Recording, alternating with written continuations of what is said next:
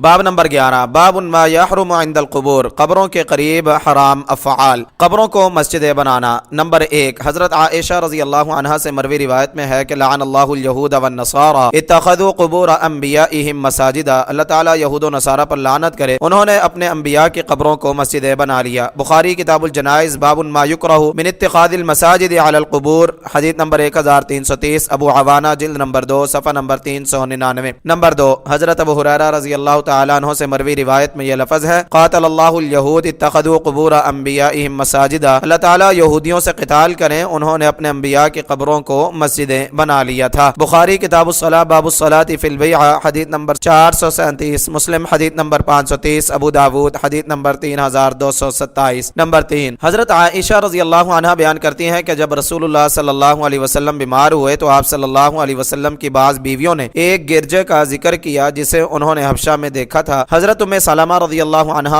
اور حضرت ام حبیبہ رضی اللہ عنہا دونوں حبش کے ملک میں گئی تھیں، انہوں نے اس کی خوبصورتی اور اس میں رکھی گئی تصاویر کا بھی ذکر کیا۔ اس پر آپ صلی اللہ علیہ وسلم نے سر اٹھایا اور فرمایا کہ اولئک اذا مات فیہم الرجل الصالح بنوا علی قبرہ مسجدا ثم صوروا فیہ تلک الصورہ اولئک شرار الخلق عند اللہ، ان لوگوں میں جب کوئی نیک آدمی فوت ہوتا تو یہ اس کی قبر پر مسجد بنا لیتے ہیں، پھر اس کی تصویر اس میں رکھ دیتے ہیں، یہی اللہ کے نزدیک مخلوق میں سے بدترین لوگ ہیں۔ بخاری کتاب الجنائز، باب بناء المسجد علی القبر، حدیث نمبر 1341، صحیح مسلم حدیث نمبر 528، نسائی جلد نمبر 7 صفحہ نمبر 115۔ نمبر 4، حضرت عبداللہ بن مسعود رضی اللہ تعالیٰ عنہ سے مروی ہے کہ رسول اللہ صلی اللہ علیہ وسلم نے فرمایا ان من شرار الناس من تدرکہ الساعۃ وهم احیاء ومن یتخذ القبور مساجدا، بے شک بدترین لوگ وہ ہیں جن زندہ افراد پر قیامت قائم ہوگی اور جو قبروں کو مسجدیں بنا لیتے ہیں۔ احکام الجنائز صفحہ نمبر 278، احمد حدیث نمبر 3844، طبرانی کبیر حدیث نمبر 10413، ابن ابی شیبہ جلد نمبر 3 صفحہ نمبر 345، حسن۔ نمبر 5، حضرت علی بن ابی طالب رضی اللہ تعالیٰ عنہ سے روایت ہے کہ مجھے حضرت عباس رضی اللہ عنہ ملے اور انہوں نے کہا کہ اے علی، آؤ نبی کریم صلی اللہ علیہ وسلم کی طرف چلیں، اگر ہمارے بارے میں کوئی بات ہوئی تو ٹھیک، ورنہ آپ لوگوں کے ساتھ ہمیں بھی کوئی وصیت فرما دیں گے۔ چنانچہ جب ہم رسول اللہ صلی اللہ علیہ وسلم کی خدمت میں حاضر ہوئے تو آپ پر بے ہوشی طاری تھی، پھر آپ نے اپنا سر اٹھایا اور فرمایا لعن اللہ الیہود اتخذوا قبور انبیائہم مساجدا، اللہ تعالیٰ یہودیوں پر لعنت کرے، انہوں نے اپنے انبیاء کی قبروں کو مسجدیں بنا لیا تھا۔ تحذیر الساجد من اتخاذ القبور مساجد للالبانی، صفحہ نمبر 19، حسن۔ ابن حجر حیثمی شوکانی رحمہم اللہ فرماتے ہیں قبروں کو مسجدیں بنا لینا کبیرہ گناہ ہے۔ الزواجر جلد نمبر 1 صفحہ نمبر 120 121، نین الاوطار جلد نمبر 3 صفحہ نمبر 40۔ امیر صنعانی رحمہ اللہ فرماتے ہیں قبروں کو مسجدیں بنا لینے میں یہ دونوں مفہوم ہی شامل ہیں۔ نمبر 1، قبروں کی طرف رخ کر کے نماز پڑھی جائے، نمبر 2، قبروں پر مسجد بنا کر نماز پڑھی جائے۔ سبل السلام جلد نمبر 1 صفحہ نمبر 214، امام ابن حجر حیثمی رحمہ اللہ نے بھی یہی معنی بیان کیا ہے۔ الزواجر جلد نمبر 1 صفحہ نمبر 121۔ علامہ البانی رحمہ اللہ فرماتے ہیں قبروں کو مسجدیں بنانا حرام ہے، مزید یہ کہ قبروں کو مسجدیں بنانے میں 3 امور شامل ہیں۔ نمبر 1، قبروں کی طرف رخ کر کے نماز پڑھنا، نمبر 2، قبروں پر سجدے کرنا، نمبر 3، قبروں پر مسجدیں بنانا۔ احکام الجنائز و بدعہا، صفحہ نمبر 279، شافعی رحمہ اللہ بھی اسی کے قائل ہیں۔ الام للشافعی جلد نمبر 1 صفحہ نمبر 246۔ سلیم ہلالی، شیخ صالح الفوزان اور رحمہم اللہ فرماتے ہیں قبروں کو مسجدیں بنا لینا حرام ہے۔ موسوعۃ المناہی الشرعیہ جلد نمبر 2 صفحہ نمبر 26، بحوث فقہیہ فی قضایا عصریہ صفحہ نمبر 264۔ قبروں کو مزین کرنا، قبروں کو مزین کرنا چونکہ لوگوں کے لیے فتنہ، اہل قبر کی تعظیم اور شرک کا دروازہ کھولنے کے مترادف ہے، اس لیے حرام ہے۔ علامہ البانی رحمہ اللہ فرماتے ہیں قبروں کو مزین کرنا بدعت ہے۔ احکام الجنائز و بدعہا، صفحہ نمبر 329، شرح الطریقۃ المحمدیہ جلد نمبر 1 صفحہ نمبر 114۔ قبروں کو چراغوں سے روشن کرنا، چراغ روشن کرنا مندرجہ ذیل وجوہ کی بنا پر حرام ہے۔ نمبر 1، یہ ایسی بدعت ہے کہ جس سے سلف ناواقف تھے اور ہر بدعت گمراہی ہے۔ نمبر 2، اس میں مال کا ضیاع ہے جو کہ نصاً ممنوع ہے۔ نمبر 3، اس میں مجوسیوں کی مشابہت ہے۔ احکام الجنائز و بدعہا، صفحہ نمبر 294۔ ابن حجر حیثمی نے اس عمل کو کبیرہ گناہ اور حرام قرار دیا ہے۔ الزواجر جلد نمبر 1 صفحہ نمبر 134۔ شوکانی رحمہ اللہ فرماتے ہیں قبروں پر چراغ جلانا اس لیے حرام ہے کیونکہ یہ عمل فاسد عقائد پھیلانے کا موجب ہے۔ نیل الاوتار جلد نمبر 3 صفحہ نمبر 40۔ ابن قدامہ رحمہ اللہ فرماتے ہیں قبروں پر چراغ جلانا جائز نہیں۔ المغنی ابن قدامہ جلد نمبر 3 صفحہ نمبر 440۔ سلیم ہلالی شیخ صالح فوزان رحمہ اللہ فرماتے ہیں قبروں کے پاس چراغ روشن کرنا حرام ہے کیونکہ یہ مجوسیوں کے ساتھ ان کی عبادت، ان کے رسوم و رواج اور ان کی اعیاد میں مشابہت ہے۔ موسوعۃ المناہی الشرعیہ جلد نمبر 2 صفحہ نمبر 47۔ بحوث فقہیہ فی قضایا عصریہ صفحہ نمبر 264۔ شیخ ابن باز رحمہ اللہ فرماتے ہیں قبروں پر چراغ اور روشنیاں رکھنا جائز نہیں۔ مجموع فتاوی ابن باز جلد نمبر 13 صفحہ نمبر 245۔ تاہم جس روایت میں یہ لفظ ہے لعن رسول اللہ صلی اللہ علیہ وسلم زائرات القبور والمتخذین علیہ المساجد والسرج، رسول اللہ صلی اللہ علیہ وسلم نے قبروں کی زیارت کرنے والی عورتوں، ان پر مسجد بنانے والوں اور چراغ روشن کرنے والوں پر لعنت فرمائی ہے، وہ ضعیف ہے۔ ضعیف ابو داود حدیث نمبر 706، ضعیف ترمذی حدیث نمبر 51، احکام الجنائز صفحہ نمبر 294، ابو داود کتاب الجنائز باب فی زیارت النساء القبور حدیث نمبر 3236، احمد حدیث نمبر 2030، نسائی حدیث نمبر 2043، ترمذی حدیث نمبر 320۔ ضعیف۔ قبروں پر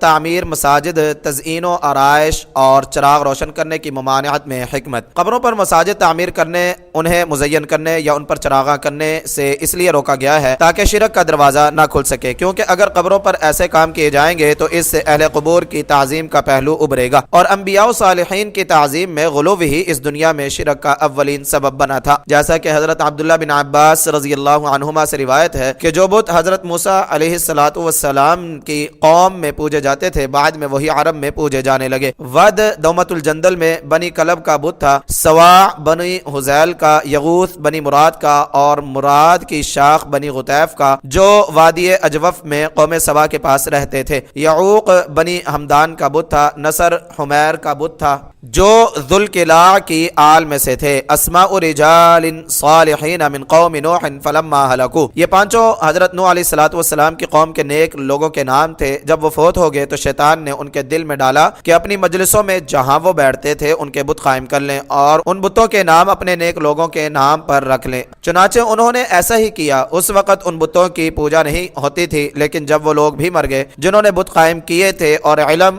لوگوں میں نہ رہا تو ان کی پوجا ہونے لگی۔ بخاری کتاب التفسیر باب ود ولا سواع ولا یغوث ویعوق ونصر حدیث نمبر 4920۔ قبروں پر بیٹھنا۔ نمبر 1، حضرت جابر رضی اللہ تعالیٰ عنہ سے مروی ہے کہ نہا رسول اللہ صلی اللہ علیہ وسلم وان یقعد علیہ، رسول اللہ صلی اللہ علیہ وسلم نے قبر پر بیٹھنے سے منع فرمایا ہے۔ مسلم کتاب الجنائز باب النہی عن تجصیص القبر والبناء علیہ حدیث نمبر 970، احمد جلد نمبر 3 صفحہ نمبر 399۔ نمبر 2، ایک روایت کے یہ لفظ ہے لا تجلسوا علی القبور، قبروں پر مت بیٹھو، مسلم جلد نمبر 3 صفحہ نمبر 26۔ نمبر 3، ایک اور روایت میں یہ الفاظ مذکور ہے ان توطأ، نبی صلی اللہ علیہ وسلم نے قبر کو روندنے سے منع فرمایا ہے۔ صحیح ترمذی، سنن ترمذی کتاب الجنائز باب ما جاء فی کراہیت تجصیص القبور والکتابۃ علیہا حدیث نمبر 1052۔ صحیح مسلم کتاب الجنائز باب النہی عن تجصیص قبر والبناء علیہ حدیث نمبر 970۔ نمبر 4، حضرت ابو ہریرہ رضی اللہ تعالی عنہ سے مروی ہے کہ رسول اللہ صلی اللہ علیہ وسلم نے فرمایا لأن یجلس احدکم علی جمرۃ فتحرق ثیابہ فتخلص الی جلدہ خیر لہ من ان یجلس علی قبر، تم میں سے کوئی شخص انگارے پر بیٹھے اور وہ اس کے کپڑوں کو جلا کر جلد تک پہنچ جائے، یہ اس کے لیے قبر پر بیٹھنے سے زیادہ بہتر ہے۔ صحیح مسلم کتاب الجنائز باب النہی عن الجلوس علی القبر والصلاة علیہ حدیث نمبر 971، ابو داود حدیث نمبر 3228، نسائی حدیث نمبر 2044۔ جمہور فرماتے ہیں قبر پر بیٹھنا حرام ہے۔ نیل الاوتار جلد نمبر 3 صفحہ نمبر 34۔ شافعی، ابو حنیفہ، ابن قدامہ رحمہ اللہ فرماتے ہیں یہ عمل مکروہ ہے۔ الاثار لامام محمد صفحہ نمبر 45، احکام الجنائز صفحہ نمبر 268، المغنی لابن قدامہ جلد نمبر 3 صفحہ نمبر 440۔ امیر صنعانی البانی رحمہ اللہ فرماتے ہیں یہ دلیل حرمت کا تقاضا کرتی سکتی ہے، یعنی حرمت کا قول ہی برحق ہے۔ سبل السلام جلد نمبر 2 صفحہ نمبر 786، احکام الجنائز و بداعہا صفحہ نمبر 268۔ سعودی مستقل فتویٰ کمیٹی، قبروں کے اوپر چلنا اور ان پر بیٹھنا جائز نہیں۔ فتاوی اللجنۃ الدائمہ جلد نمبر 8 صفحہ نمبر 341۔ سلیم ہلالی فرماتے ہیں مسلمان کی قبر پر بیٹھنا اور اسے روندنا حرام ہے۔ موسوعۃ المناہی الشرعیہ جلد نمبر 2 صفحہ نمبر 44۔ قبروں کو پختہ کرنا، ان پر میت کا نام یا تاریخ وفات لکھنا یا ان پر عمارت بنانا۔ حضرت جابر رضی اللہ تعالیٰ عنہ سے مروی ہے کہ نہى النبی صلی اللہ علیہ وسلم ان یجصص القبر وان یقعد علیہ وان یبنى علیہ۔ نبی کریم صلی اللہ علیہ وسلم نے قبر کو پختہ کرنے، اس پر بیٹھنے اور اس پر عمارت بنانے سے منع فرمایا ہے۔ جامع ترمذی کی روایت میں یہ لفظ بھی ہے وان یکتب علیہ، قبر پر لکھنے سے بھی منع فرمایا ہے۔ مسلم کتاب الجنائز باب النہی عن تجصیص القبر والبناء علیہ حدیث نمبر 970، ابو داود حدیث نمبر 3225۔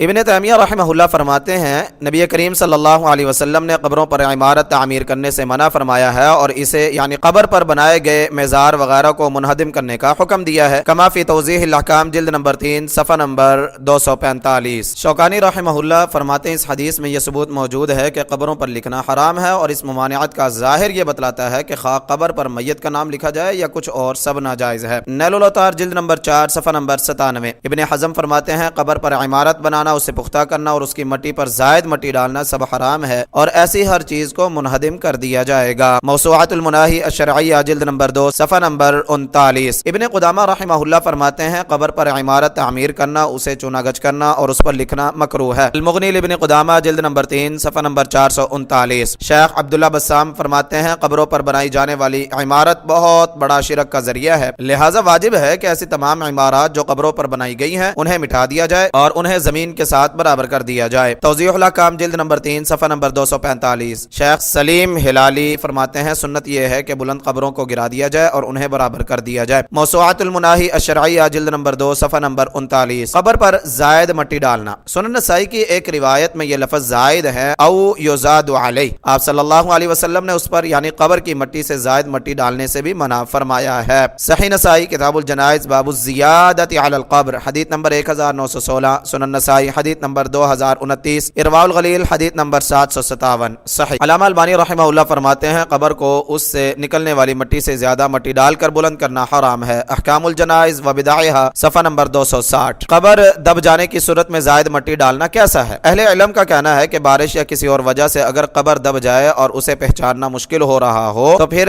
زائد مٹی ڈال کر اسے شرعی حد تک یعنی ایک بالشت برابر بلند کیا جا سکتا ہے، واللہ اعلم۔ ایسی مسجد جس میں قبر ہو یا جو قبرستان میں ہو اس میں نماز پڑھنا۔ نمبر 1، حضرت انس رضی اللہ تعالیٰ عنہ سے مروی ہے کہ قبروں کے درمیان نماز پڑھنے سے نبی کریم صلی اللہ علیہ وسلم نے منع فرمایا ہے۔ طبرانی اوسط جلد نمبر 1 صفحہ نمبر 80، ابن عربی فی معجمی جلد نمبر 1 صفحہ نمبر 235، امام حسمی نے اسے حسن کہا ہے۔ نمبر 2، حضرت ابو سعید خدری رضی اللہ تعالیٰ عنہ سے روایت ہے کہ رسول اللہ صلی اللہ علیہ وسلم نے فرمایا ساری زمین نماز کی جگہ ہے سوائے قبرستان اور حمام کے۔ صحیح ابن ماجہ حدیث نمبر 606، ارواء الغلیل حدیث نمبر 320، سنن ابن ماجہ حدیث نمبر 745، ابو داود حدیث نمبر 492۔ صحیح۔ نمبر 3، حضرت عبداللہ بن عمر رضی اللہ عنہما سے روایت ہے کہ نبی کریم صلی اللہ علیہ وسلم نے فرمایا اجعلوا فی بیوتکم من صلاتکم ولا تجعلوها قبورا، اپنی نماز کا کچھ حصہ اپنے گھروں میں بھی ادا کیا کرو اور انہیں قبریں مت بناؤ۔ بخاری کتاب الجمعہ باب التطوع فی البیت حدیث نمبر 1187، مسلم حدیث نمبر 777، ابو داود حدیث نمبر 1043، ترمذی حدیث نمبر 451۔ ابن تیمیہ رحمہ اللہ فرماتے ہیں قبرستان میں نماز پڑھنا جائز نہیں، جو قبرستان میں نماز پڑھے گا اسے دوبارہ پڑھنی پڑے گی۔ الاختیارات العلمیہ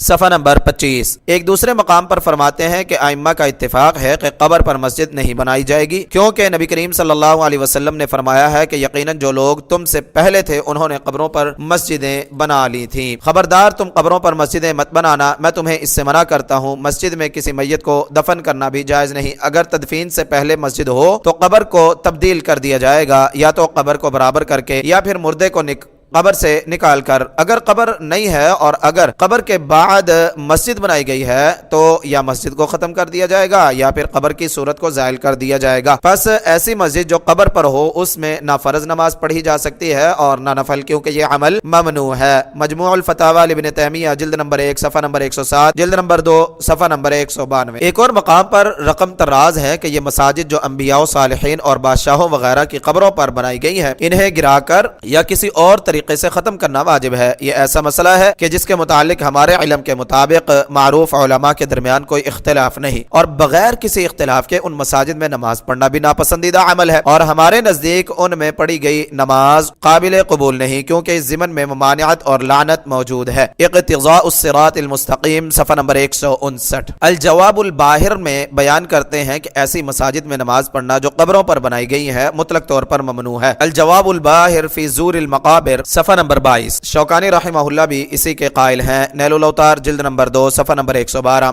احمد ابن حزم رحمہ اللہ فرماتے ہیں جس نے قبرستان میں یا کسی قبر کی طرف نماز پڑھی وہ لازماً دوبارہ نماز پڑھے گا۔ المحلہ جلد نمبر 4 صفحہ نمبر 27-28۔ حنابلہ کہتے ہیں قبروں پر بنائی ہوئی مسجدوں میں نماز نہیں ہوتی اور ایسی مسجدوں کو گرانا واجب ہے۔ شرح المنتہی جلد نمبر 1 صفحہ نمبر 353۔ تحذیر الساجد للالبانی صفحہ نمبر 56۔ البانی رحمہ اللہ فرماتے ہیں قبرستان نماز کی جگہ نہیں اور اس میں نماز پڑھنا حرام ہے۔ احکام الجنائز و بدعہا صفحہ نمبر 271-273۔ ایک دوسرے مقام پر رقم طراز ہیں کہ اگر کوئی انسان قبرستان میں صرف قبروں کی وجہ سے یا تبرک کی غرض سے نماز پڑھنے جاتا ہے تو اس بات میں کوئی شک نہیں کہ ان مساجد میں نماز پڑھنا حرام ہے بلکہ نماز باطل ہو جائے گی۔ تحذیر الساجد من اتخاذ القبور مساجد صفحہ نمبر 163۔ شیخ ابن باز رحمہ اللہ فرماتے ہیں جس مسجد میں قبر ہو اس میں نماز نہیں پڑھی جائے گی۔ مجموع فتاوی ابن باز جلد نمبر 13 صفحہ نمبر 233۔ قبروں پر عرس یا میلوں کا اہتمام کرنا۔ حضرت ابو ہریرہ رضی اللہ تعالیٰ عنہ سے مروی ہے کہ رسول اللہ صلی اللہ علیہ وسلم نے فرمایا لا تجعلوا قبری عیدا، میری قبر کو عید مت بنانا۔ احکام الجنائز صفحہ نمبر 280۔ ابو داود کتاب المناسک باب زیارت القبور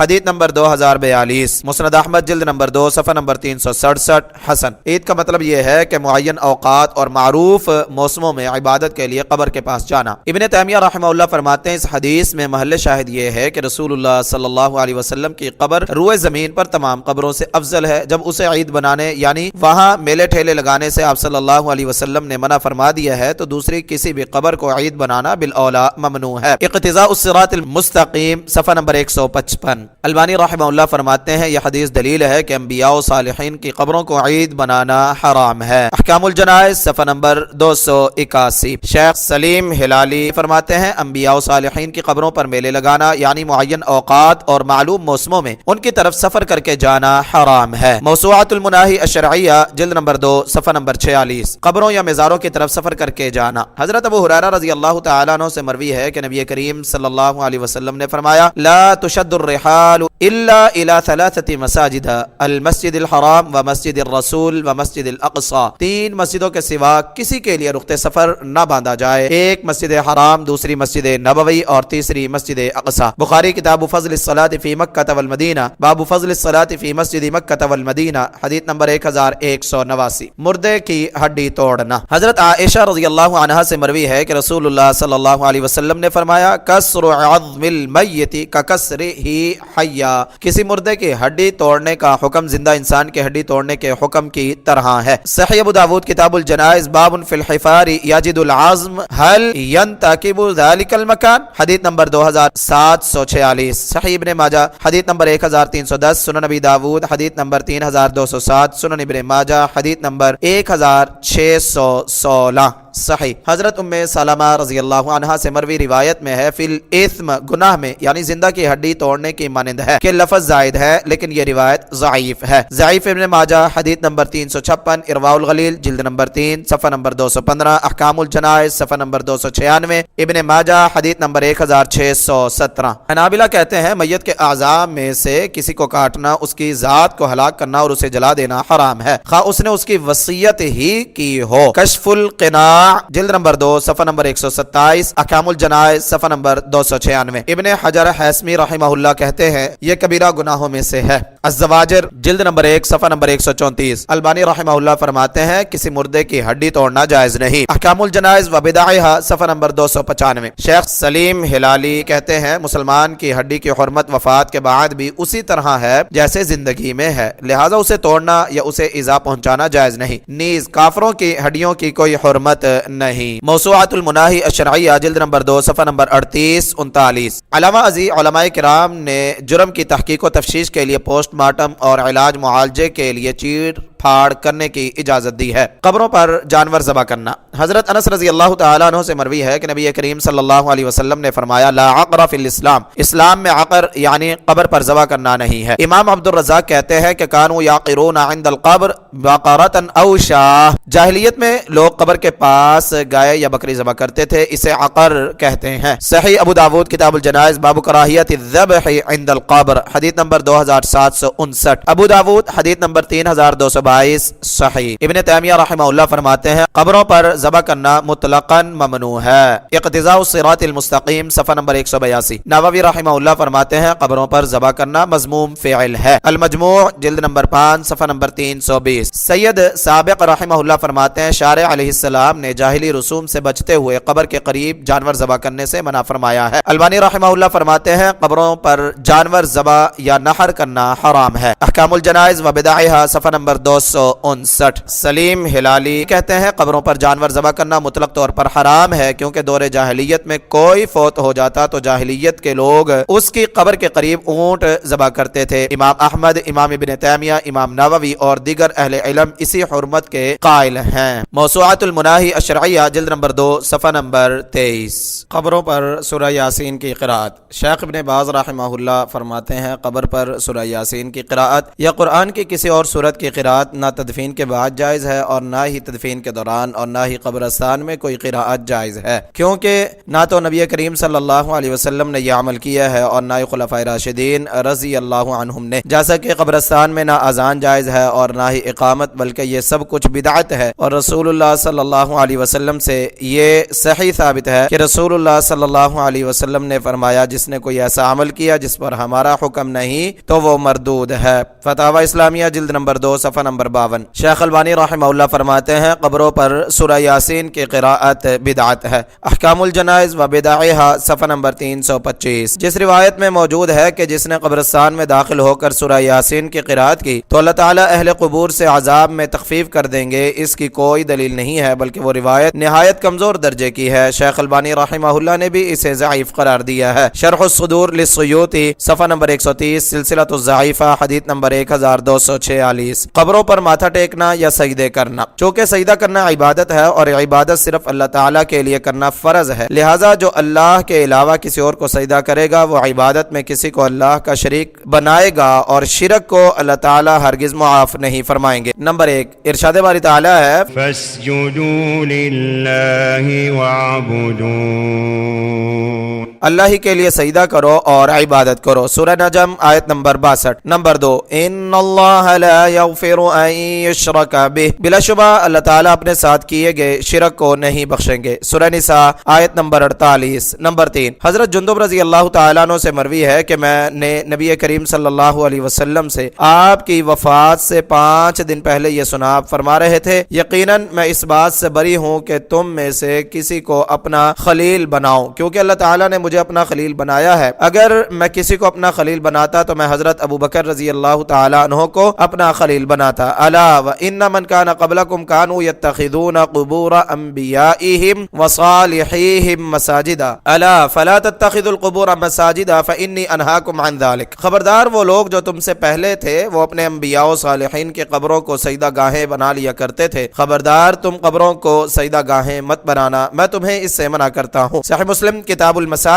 باب النہی عن بناء المساجد علی القبور حدیث نمبر 532۔ ابو عوانہ جلد نمبر 1 صفحہ نمبر 401۔ قبروں پر چادریں یا چڑھاوے چڑھانا۔ ارشاد باری تعالیٰ ہے قل ان صلاتي ونسكي ومحياي ومماتي لله رب العالمين، کہہ دو بے شک میری نماز اور میری ساری عبادت اور میرا جینا اور میرا مرنا سب کچھ خالص اللہ ہی کے لیے ہے جو سارے جہان کا مالک ہے۔ سورہ انعام آیت نمبر 162۔ ابن تیمیہ رحمہ اللہ فرماتے ہیں ائمہ کا اتفاق ہے کہ قبر کو کپڑوں سے ڈھانپنا گناہ ہے، کما فی توضیح الاحکام جلد نمبر 3 صفحہ نمبر 245۔ سید سابق رحمہ اللہ کہتے ہیں قبروں کو یعنی چادروں سے ڈھانپنا جائز نہیں، کیونکہ یہ ایسا کام ہے جس کا کوئی فائدہ نہیں اور ایسا مالی تصرف ہے جس کا کوئی شرعی مقصود نہیں، مزید برآں عوام کو گمراہ کرنے کا بھی ذریعہ ہے۔ فقہ السنہ جلد نمبر 1 صفحہ نمبر 288۔ کیا مردے سنتے ہیں؟ برحق موقف یہ ہے کہ انسان اپنی زندگی میں خواہ کتنا ہی نیک بزرگ ولی یا پیغمبر ہو، وہ مرنے کے بعد زندہ افراد کے کلام سے کچھ نہیں سن سکتا سوائے اس کے جو اسے اللہ سنا دے۔ اس کے دلائل حسب ذیل ہے۔ نمبر 1، انک لا تسمع الموتى ولا تسمع الصم الدعاء، بے شک آپ نہ مردوں کو سنا سکتے ہیں اور نہ بہروں کو اپنی پکار سنا سکتے ہیں۔ سورہ نمل آیت نمبر 80۔ نمبر 2، وما يستوي الأحياء ولا الأموات إن الله يسمع من يشاء وما أنت بمسمع من في القبور۔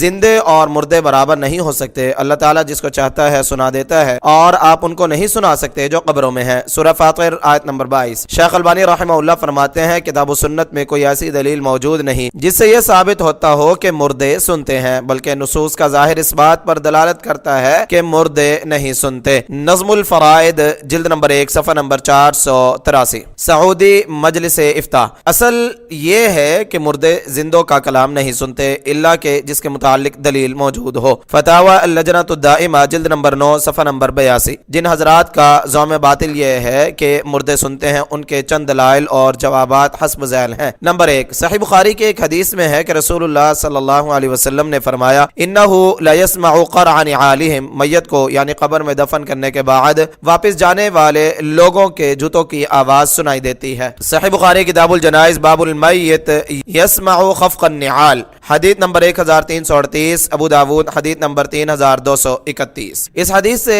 یہ ہرگز ثابت نہیں ہوتا کہ مردے ہمیشہ ہر وقت سنتے ہیں، بلکہ اس میں تو صرف اتنا ہی ذکر ہے کہ جب مردے کو دفن کر کے لوگ واپس لوٹتے ہیں تو وہ اس وقت ان کے جوتوں کی آواز سنتا ہے۔ نیز اس حدیث کا سیاق بتاتا ہے کہ جب وہ آواز سنتا ہے اس وقت اس میں روح ڈالی جا چکی ہوتی ہے تاکہ وہ منکر نکیر کے سوالوں کا جواب دے سکے۔ نمبر 2، جنگ بدر کے روز رسول اللہ صلی اللہ علیہ وسلم نے قریش کے 24 مقتول سرداروں کو بدر کے ایک کنویں میں پھینکنے کا حکم دیا۔ جب انہیں پھینک دیا گیا تو آپ صلی اللہ علیہ وسلم نے کنویں کے کنارے پر کھڑے ہو کر ان کے نام لے لے کر انہیں پکارا اور کہا آج تمہارے لیے یہ بہتر نہیں تھا کہ تم اللہ اور اس کے رسول کی اطاعت و فرما برداری کرتے؟ یقیناً ہم سے جو ہمارے رب نے وعدہ کیا تھا وہ ہمیں مل گیا ہے، تو کیا تمہارے رب کا تمہارے متعلق جو عذاب کا وعدہ تھا وہ تمہیں بھی مل گیا ہے؟ یہ سن کر حضرت عمر رضی اللہ تعالی عنہ نے عرض کیا اللہ کے رسول آپ لاشوں سے کیوں کلام کر رہے ہیں جن میں روح نہیں ہے؟ آپ صلی اللہ علیہ وسلم نے فرمایا والذی نفس محمد بیدہ ما انتم باسمع لما اقول منہم، اس ذات کی قسم جس کے ہاتھ میں میری جان ہے جو میں کہہ رہا ہوں تم ان سے زیادہ نہیں سن رہے۔ صحیح بخاری کتاب المغازی باب قتل ابی جہل حدیث نمبر 3976، مسند احمد جلد نمبر 4 صفحہ نمبر 129۔ اس حدیث سے یہ ثابت کیا جاتا ہے کہ مردے سنتے ہیں، حالانکہ یہ حدیث بتلاتی ہے کہ مردے نہیں سنتے۔ یہی وجہ ہے کہ حضرت عمر رضی اللہ تعالی عنہ نے نبی کریم صلی اللہ علیہ وسلم کے کلام پر اعتراض کیا اور پھر جواب میں آپ صلی اللہ علیہ وسلم نے یہ نہیں فرمایا کہ مردے سنتے ہیں، بلکہ آپ صلی اللہ علیہ وسلم نے کہا کہ یہ بھی تمہاری مانند سن رہے ہیں، یعنی آپ صلی اللہ علیہ وسلم کا کلام سننا صرف ان مردوں کے ساتھ خاص تھا اور یہ آپ صلی اللہ علیہ وسلم کا ایک معجزہ تھا، وگرنہ اللہ تعالیٰ نے نبی کریم صلی اللہ علیہ وسلم سے صاف فرما دیا ہے کہ تو اہل قبور کو نہیں سنا سکتا، جیسا کہ ابھی پیچھے آیت گزری ہے۔ نمبر 3، حضرت اوس بن اوس رضی اللہ تعالیٰ عنہ سے مروی حدیث میں ہے کہ رسول اللہ صلی اللہ علیہ وسلم نے فرمایا تمہارے دنوں میں سے سب سے افضل دن جمعہ کا دن ہے، فاکثروا علی من الصلاۃ فیہ فان صلاتکم معروضۃ علی، لہذا تم اس دن میں مجھ پر کثرت سے درود پڑھا کرو کیونکہ تمہارا درود مجھ پر پیش کیا جاتا ہے۔ صحیح ابن ماجہ کتاب الجنائز باب ذکر وفاتہ و دفن حدیث نمبر 1326، ابن ماجہ حدیث نمبر 1636، مسند احمد حدیث نمبر 16162 صحیح۔ اس حدیث میں یہ کہیں مذکور نہیں کہ آپ صلی اللہ علیہ وسلم نے یہ فرمایا ہو کہ میں تمہارا درود سنتا ہوں، بلکہ وہ تو فرشتوں کے ذریعے آپ تک پہنچایا جاتا ہے، جیسا کہ ایک دوسری روایت میں یہ وضاحت موجود ہے۔ حضرت عبداللہ بن مسعود رضی اللہ تعالی عنہ سے روایت ہے کہ رسول اللہ صلی اللہ علیہ وسلم نے فرمایا ان للہ ملائکۃ سیاحین فی الارض یبلغونی عن امت السلام، بلا شبہ اللہ تعالیٰ کے مقرر کردہ فرشتے زمین میں چلتے پھرتے ہیں اور میری امت کی طرف سے بھیجا ہوا سلام مجھے پہنچاتے ہیں۔ ہدایت الروات جلد نمبر 1 صفحہ نمبر 416، نسائی جلد نمبر 3 صفحہ نمبر 43، کتاب الصحف باب السلام علی النبی صلی اللہ علیہ وسلم، ابن حبان حدیث نمبر 2293، حاکم جلد نمبر 2 صفحہ نمبر 421 صحیح۔ امام ابن حبان اور حاکم نے اسے صحیح کہا ہے اور امام ذہبی نے ان کی موافقت کی ہے۔ نمبر 4، جس روایت میں ہے کہ رسول اللہ صلی اللہ علیہ وسلم نے قبرستان میں داخل ہوتے وقت یہ دعا سکھائی، السلام علیکم اہل الدیار، اے اہل قبور تم پر سلام ہو۔ اس سے یہ استدلال کرنا کہ مردے سنتے ہیں درست نہیں، کیونکہ اس میں ایسا کوئی ذکر موجود نہیں، لیکن اگر یہ اعتراض کیا جائے کہ پھر سلام کہنے کا کیا مطلب ہے، تو اس کا جواب یہ ہے کہ ہم صرف اسی عمل کے مکلف ہیں جس کا ذکر شریعت مطہرہ میں موجود ہے، اور جس کے متعلق شریعت خاموش ہے ہمیں بھی اس معاملے میں سکوت اختیار کرنا چاہیے، کیونکہ ہمیں رسول اللہ صلی اللہ علیہ وسلم نے اہل قبور کو سلام کرنے کی ترغیب دلائی ہے، اس لیے ہمیں ان کو سلام کرنا چاہیے، اور وہ سلام سنتے ہیں کہ نہیں یا جواب دیتے ہیں کہ نہیں اس کے متعلق شریعت خاموش ہے، لہٰذا ہمیں بھی اس میں بحث و تمحیص کر کے اپنا وقت ضائع کرنے کی بجائے اپنا عمل درست کرنے کی کوشش کرنی چاہیے کہ جس کی بدولت عذاب قبر سے نجات حاصل ہوگی۔ نمبر 5، علاوہ ازیں جس روایت میں ہے کہ رسول اللہ صلی اللہ علیہ وسلم نے ابو رزین کے دریافت کرنے پر اسے اہل قبور کے قریب سے گزرتے وقت پڑھنے کے لیے یہ دعا سکھائی، السلام علیکم یا اہل القبور، اے اہل قبور تم پر سلام ہو، تو اس نے کہا اللہ کے رسول ویسمعون، قال ویسمعون ولکن لا یستطیعون ان یجیبوا، کیا وہ سنتے ہیں؟ آپ صلی اللہ علیہ وسلم نے فرمایا وہ سنتے ہیں لیکن جواب دینے کی طاقت نہیں رکھتے، وہ منکر و ضعیف ہونے کی وجہ سے قابل حجت نہیں۔ السلسلۃ الضعیفہ حدیث نمبر 1147۔